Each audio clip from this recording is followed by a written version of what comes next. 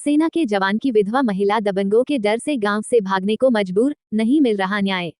जहां केंद्र और राज्य सरकार सेना के जवानों को सम्मान दे रही है और सेना के परिवार के साथ हर कदम पर साथ देने की बात कर रहे हैं, लेकिन बलिया जनपद के बांसडीह थाना क्षेत्र में एक आर्मी की विधवा अपने जान माल की सुरक्षा के लिए दर दर भटकने के लिए मजबूर हैं, क्योंकि पीड़ित का कहना है कि बलिया पुलिस अपराधी का साथ दे रही है, जिससे हम लोग गांव में नहीं रह पा रहे हैं। दरअसल बांसडीह थाना क्षेत्र के ग्राम आदर के रहने वाले आर्मी के जवान कृपाशंकर शुक्ला का गांव के ही स्वामीनाथ यादव ने हत्या कर दी थी, जिसमें न्यायालय से आजीवन कारावास के बाद जमानत पर आए हत्याकांड के मुख्य आरोपी के परिवार के दहशत से हम पीड़ित परिवार गांव में नहीं रह पा रहे हैं। दरअसल नाद नाली को लेकर कृपाशंकर शुक्ला और स्वामीनाथ यादव के बीच लड़ाई झगड़ा हुआ था। वहीं 26 अक्टूबर 1995 में घर आ रहे आर्मी के जवान सूबेदार कृपाशंकर शुक्ला की उनके गांव आदर के ही रहने वाले स्वामीनाथ यादव, जो पुलिस में तैनात है, उसने अपने अन्य साथियों के साथ मिलकर कृपाशंकर की हत्या कर दी। वहीं जवान की विधवा शकुंतला शुक्ला का कहना है कि अपराधी प्रवृत्ति के स्वामीनाथ यादव को कोर्ट ने फरवरी 2018 में आजीवन कारावास की सजा सुनाई, लेकिन स्वामीनाथ अपने पहुंच के बल से कुछ माह बाद ही जमानत कराकर बाहर आ गया। वही जवान की विधवा की माने तो हत्यारोपी के दहशत से पूरा परिवार गांव छोड़कर भागा हुआ है। पीड़ित का कहना है कि स्वामीनाथ हम लोगों को गांव में नहीं रहने दे रहा है, इसके डर से हम अपने बच्चों को लेकर प्रयागराज में रह रहे हैं। विधवा शकुंतला शुक्ल ने बताया कि हत्यारोपियों की दहशत की शिकायत बांसडीह पुलिस से किया, लेकिन मेरी एक न सुनी गई, बल्कि बांसडीह पुलिस अपराधी का ही साथ दे रही है। वही पीड़ित महिला का कहना है कि मेरे परिवार के लोगों की हत्या स्वामीनाथ यादव कर देगा, जिसके डर से हम अपने गांव आदर में नहीं रह पा रही हूं, जिसकी शिकायत कई बार करने के बाद भी पुलिस कुछ भी कार्यवाही नहीं कर रही है और अपराधी खुलेआम घूम रहा है।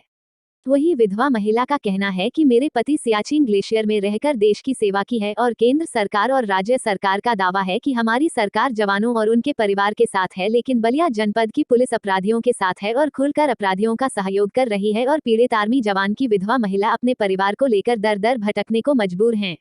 अब देखना यह है कि जवानों के परिवार के साथ खड़ा होने की दावा करने वाली सरकार क्या इस जवान की विधवा को न्याय दे पाती है, या इनके नुमाइंदे सरकार के दावों को खोखला ही साबित करेंगे, ये तो आने वाला वक्त ही बताए गए। मेरे पति सियाचिन ग्लेशियर में देश की सेवा करते हुए उन्होंने गांव आए, रिटायरमेंट लिए गांव आए, फिर बांसडीह में हम लोग वहाँ घर से आ रहे थे, ये नाद एका लेकर के गाय खिलाता था स्वामीनाथ यादव। उसी से झंझट में थोड़ा बहुत करते करते उसने जब वो गांव से आ रहे थे तो उनकी हत्या कर दिया, हत्या करके कुएं में डाल दिया। और हम लोग तो भाई वो सब बहुत दबंग है, कई बार घर में ढेला ईंटा फेंका, हम लोग बच्चों के लिए सहित घर में बंद रहते थे। बांसडीह थाने में जाने में कोई सहायता वो लोग नहीं करते, ये लोग दबंग है, पैसे रुपये से भी ठीक थे। और इन लोगों के डर तुम्हारे हम इलाहाबाद पड़ी हूँ मैं बच्चों को लेकर के, मैं डरती हूँ कि कभी भी हम लोगों पूरे परिवार की हत्या कर देगा, तो उसकी जीवन कारावास की उसकी सजा हुई, हाईकोर्ट से छुड़ा लिया, फिर बलिया से भी छूट गया, फिर गाँव में आकर घूम रहा। और उसी से डर तुम्हारे हम लोग गाँव नहीं जा सकते, मेरे घर के दरवाजे कीड़े मकोड़े खा रहे हैं, हम लोग डरते हैं बहुत उससे, मेरे सारे परिवार की वो हत्या कर देगा। मैं यही चाहती हूँ कि उसको जीवन, हम लोग सुप्रीम कोर्ट भी मैं लोग दाखिल की थी, हम लोग वहाँ भी कोई सुनवाई कुछ भी नहीं हुआ। वो अपराधी है सर, वो गिरोह बनाया है गाँव में, सब गिरोहों के साथ रहता है, उसकी दबाई के हमारे गाँव में कोई बोल भी नहीं सकता। और उस गैंगस्टर में उसका सजा मैं कराना चाहती हूँ कि हो जाए। और हम लोग बहुत डरते हैं सर, मेरे परिवार की वो हत्या कर देगा और करता है अपने दबंगाई की वजह से छूट भी जाता है, जीवन कारावास की सजा हुई, फिर छूट गया, फिर गांव में जाकर उसकी दबंग गई। यही सर मैं चाहते हैं कि उसका जो कड़ी से कड़ी सजा हो आप दीजिए। जी मैं बलिया गई, बांसडीह गई, लखनऊ गई, कोई पुलिस की सहायता नहीं मिली। CID जाँच के प्रमुख के जी ने वो जाँच आर्डर दिए तो अपना वही जाँच हुआ, CID जाँच। हमारे भाई की हत्या करके स्वामीनाथ यादव जो पुलिस में सिपाही था और वो संगठित गिरोह चला रहा है, उसने जो है नाद और नाली का विवाद हो रहा था। इस मामले को लेकर के इस कदर स्थिति हुई कि उसने जो है बांसडीह से गांव आदर रहते से 2 किलोमीटर पहले गांव से उनकी हत्या करके वो खेत में कुआं था वहाँ डाल दिया। और डॉक्टर जो पोस्टमार्टम का था सब कुछ जो है जनरल थे और दरोगा थे, वो सब मिल करके मैनेज कर लिया गया। इसकी जांच जो है प्रेसिडेंट ऑफ इंडिया को दिया गया था डिफेंस के होने के नाते। ये सियाचिन ग्लेशियर में सूबेदार थे और इन्होंने उल्लेखनीय सेवा किया, इनको पदक मिला हुआ था। और जब मैं मोतीलाल वोरा साहब से जनता दरबार में मिलने के लिए हम गए थे, तो उस समय जो है उनसे उस दिन उनका दरबार नहीं था, तो फिर हमारे एक मित्र थे, उन्होंने प्रिंसिपल सेक्रेटरी होम से मिलने के लिए कहा कि आप उनसे मिलिए, बहुत अच्छे अधिकारी हैं। महेंद्र सिंह साहब से हम लोग मिले उनके एनेक्सी सचिवालय में, और निश्चित रूप से जो है ऐसा अधिकारी संवेदनशील मैंने नहीं देखा। हमारे आँख से आंसू आ गए। उन्होंने 2 मिनट के अंदर जो है CBCID की जांच का आदेश दिया।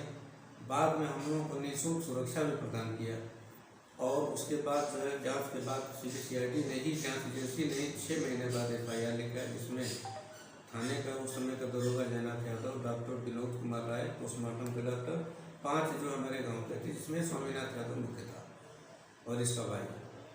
इसके बाद अदालत में चार्जशीट गई और फिर जो है हाईकोर्ट से लेकर तमाम मामले चले। उसके बाद जो है ये 9 फरवरी 2018 को 23 साल बाद आजीवन कारावास की सजा हुई बलिया से। उसमें जो है फिर ये जेल में रहा। जेल में रहने के दरमियान भी जो है इससे जो इसके घर पे मिलने जाते थे लोग, तो उनसे धमकी दिलवा रहा था कि जिस दिन निकलेंगे सफाया करेंगे। उसकी हमने NCR दर्ज कराई, वो भी बड़े मुश्किल से दर्ज हुआ। उसके बाद हाई कोर्ट से जो है इसकी जमानत हो गई 6-7-8 महीने बाद।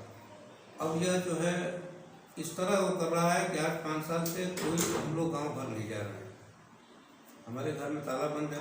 ये पूरा गिरोह तो गाँव को बनाया ही है। ये बनारस में पोस्टिंग के दरमियान ये अंसारी बंधु जो सबसे बड़े माफिया हैं, उनके लिए जो पुलिस की महत्वपूर्ण गोपनीय सूचनाएं थी उनके मतलब विरुद्ध, उसका आदान प्रदान करता था।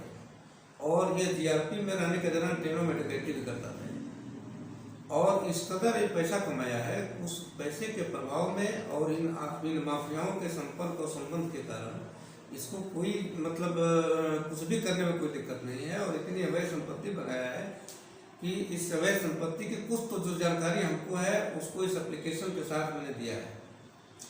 मेरा ये कहना है कि इस ऐसे अपराधी को जो गैंगस्टर एक्ट के तहत मुकदमा कायम करके, जैसा कि सरकार की 0 टॉलरेंस की नीति है और अपराधियों के खिलाफ जो है सख्त कार्रवाई का इनकी नीति है, और हमको पता नहीं क्या है, मैं समझ नहीं पा रहा हूँ कि मतलब मैं मुख्यमंत्री आवास पर इनको साथ लेकर गया था। आवास पर जो है 21 दिसंबर 2020 को हम लोग मिलने के लिए गए थे। मुख्यमंत्री साहब नहीं थे, तो उनके OSD चौहान साहब ने जो है यह कहते हुए कि हम उनके सामने प्रस्तुत करेंगे, और उन्होंने सिर्फ SP बलिया लिख करके और जन सुनवाई में डालते हुए भेज दिया। ये कोई आदेश नहीं है। फिर भी उस आदेश का कोई मतलब नहीं निकला, ना कोई कार्रवाई हुई, ना कुछ वो हुआ। हमने DIG आजमगढ़ को और SP बलिया को स्पीड कोर्ट से 24 नवंबर 2020 को प्रार्थना पत्र दिया इसकी सारी गतिविधियों को बताते हुए, लेकिन कोई FIR नहीं हुई। यह इसके खिलाफ 5-7 मुकदमे जो है बलिया की अदालत में चल रहे हैं, जिसमें गवाहों को धमकाने और प्रलोभन देने या उनको जान से मारने या गवाही न देने के लिए अनेकों बार प्रताड़ित किया गया। कचहरी परिसर में प्रताड़ित किया गया। उसमें जज साहब ने जब पुलिस की सुरक्षा प्रदान किया तब जाके गवाही हो पाई, और वो सारे मुकदमे गवाही में चल रहे हैं, और इसके आतंक के कारण कोई गवाही हम नहीं दे पा रहे हैं आज 10 साल से।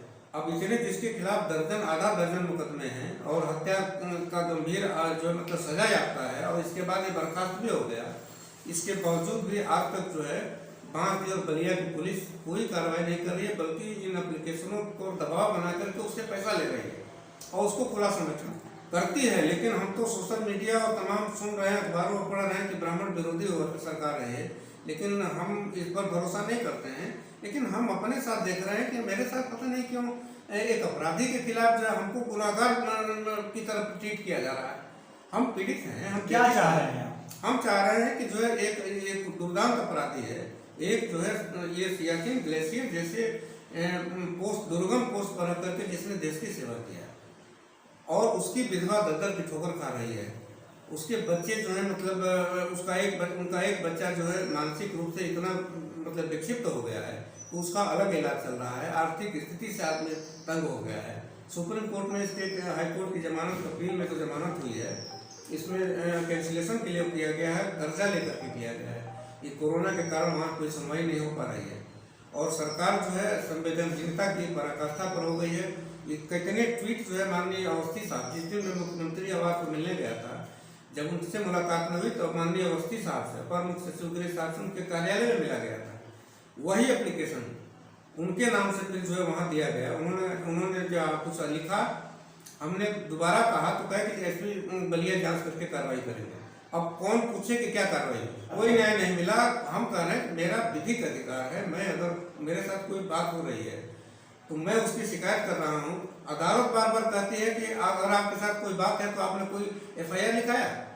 जब एफआईआर लिखने वाली एजेंसी थाना जो लिखवे नहीं करेगा तो हम क्या बताएंगे हमारे पास क्या है। मैं एप्लीकेशन स्पीड पोस्ट से दे रहा हूँ, मिल के दे रहा हूँ। माननीय केशव प्रसाद मौर्य यहाँ इलाहाबाद में रहने के कारण उनसे उनके आवास पर मिलके जो है दिसंबर में जो है दिया गया, 30/12/2020 को और 27/1/23 को दिया गया। उन्होंने डीएम और एसपी बलिया को भेजा। अब कौन पूछे कि उसमें क्या हुआ। आज तक कोई कार्रवाई नहीं। इतनी मतलब ट्विटर पर जो है माननीय अवस्थी साहब का जो ये प्रशंसा आ रही है कि हेल्पलाइन और उस पर जो है हमने एक सर्वोच्च स्थान है। मैंने उनके रिप्लाई में लिखा कि क्या ये मेरे साथ ऐसा हो रहा है। आप कह रहे हैं कि सर्वोच्च स्थान है और जब बार बार फीडबैक दिया जा रहा है, कहा जाता है कि फीडबैक जब तक आप संतुष्ट नहीं होंगे तब तक आपकी शिकायत क्लोज नहीं की जाएगी। और हमारे फीडबैक देने के बावजूद भी जबरन क्लोज कर दिया गया। कुछ नहीं, जांच जो है तथ्यों के विपरीत दे रही है। मैं बार बार फीडबैक दे रहा हूँ कि एफआईआर थाने में जब रजिस्टर्ड है, आरोप पत्र न्यायालय में प्रेषित किया गया, उसको कोई कैसे झूठ बोल सकता है। मैं पीड़ित हूँ, गुनाहगार मतलब मैं अपराधी तो नहीं हूँ ना। अब इस सरकार में पीड़ित की नहीं सुनी जाएगी तो क्या अपराधी की सुनी जाएगी, क्या होगा। अपना नाम बताइए। मैं विजय शंकर शुक्ला हूँ, मैं उनका छोटा भाई हूँ, 2 ही भाई थे हम लोग।